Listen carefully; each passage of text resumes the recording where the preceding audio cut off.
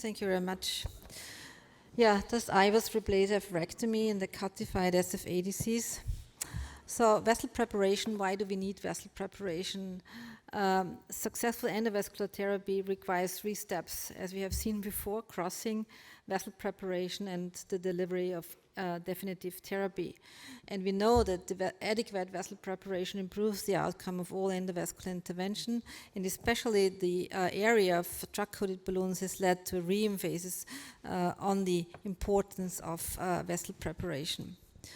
And broadly, the goal of vessel preparation is to achieve optimal angioplasty, which is typically a less than 30% residual stenosis. But there are additional factors who contribute to optimal angioplasty, and this is mainly the lesion calcification. We all know this a publication from Fabrizio Fanelli showing us that that especially when we use drug-coated balloons in heavy calcified lesion, calcium is the barrier for drug uptake. So especially in calcified lesions, we need to do everything to improve the outcome. What is the impact of a less than 50% residual stenosis following vessel preparation? You see here, the better we are with vessel preparation, the better the outcome is.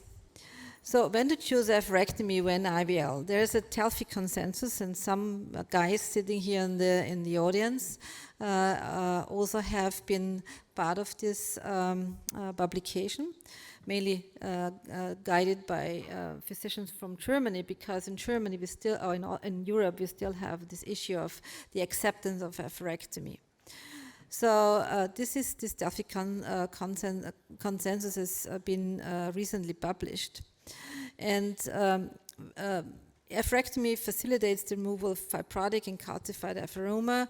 We have 4 main methods: directional, rotational, orbital, and excimer laser, and each specific advantages with respect to lesion characteristics. So the rotationals can be used in long concentric fembob lesions, and the directional atherectomy systems can be directed towards eccentric, calcific, and fibrotic lesions. There is a Cochrane meta-analysis evaluating data from 7 RCTs, and here atherectomy significantly reduced the risk of dissection and the need for bailout stenting. However, no significant differences could be found in the long-term patency, CLTR, and amputation rates. Similar results were reported in another meta-analysis. And IVL has been introduced as an alternative option for lesion preparation. Lithotripsy emitters deliver the high-frequency mechanical pressure waves, and these pulsatile shocks waves cause microfractures which disrupt the calciums, as we can see here. And we know from some kind of data so far, the latest one is the BED3 study, that procedural rates were higher in the IVL group. Severe dissections occurred more frequently in the BOBA group, resulting in higher bailout stenting. Primary patency at 1 year was significantly better with IVL and remained at 2 years follow-up.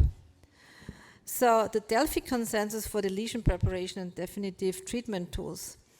The highest agreement in this consensus was achieved with atherectomy, followed by thrombectomy, IVL, and BOBA, and specialty balloons, as you can see here.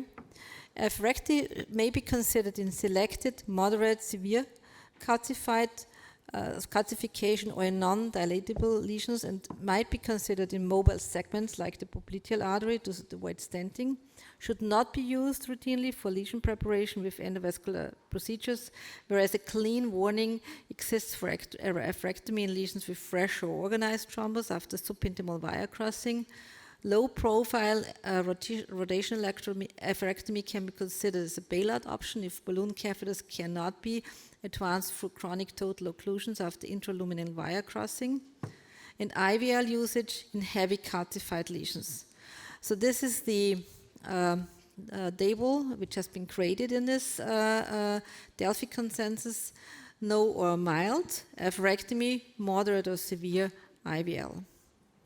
Both technologies have their places regarding the lesion-specific characteristics, and a matter of fact is that calcium is getting a greater burden. Just when you compare right now BED1 and BED2, the Restore RTCAR, you see that in the meantime, we face more and more heavy calcified lesions. And this is something we will face in the future, and this will guide our decision. Thank you very much.